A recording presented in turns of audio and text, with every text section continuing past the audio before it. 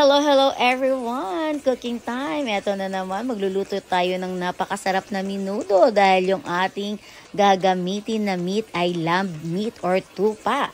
Ito yung mga sangkap natin na gagamitin: garlic, onions, bell pepper, breadcrumbs, salt, pepper, tomato paste, lamb meat or tupa na karne, pigeon peas.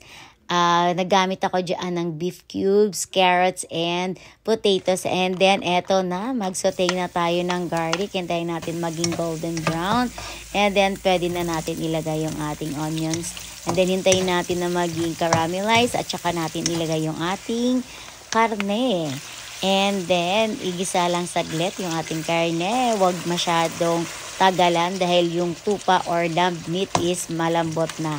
Naglagay na pala ako dyan ng asin at saka pepper. Naglagay din ako ng laurel para maganda yung amoy ng ating menudo or bay leaves.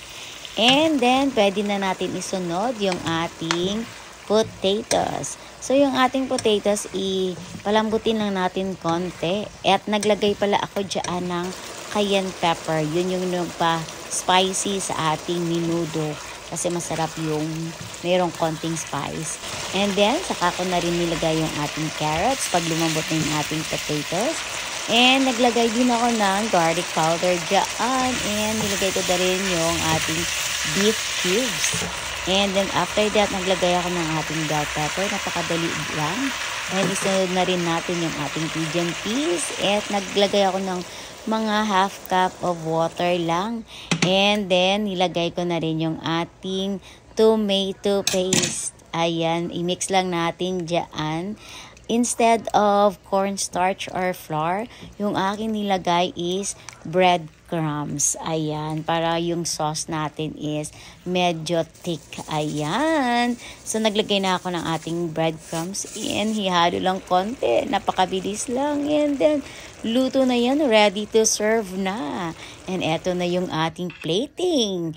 Lagay tayo ng rice and menudo on the top. Eto na siya. Sa konting arty lang, naglagay ako dyan ng chicharon. And let's try. Eto na nga. Tikman na natin. It's time to taste. Yung ating lamb or tupa na karne is malambot. Yan ang masarap sa lamb. Masarap talaga yung karne ng lamb. So, ayun guys. Kain tayo. Tingnan nyo naman. Takam na takam ako. Haggard ako dyan kasi galing ako sa work. So, anyway, thanks for watching.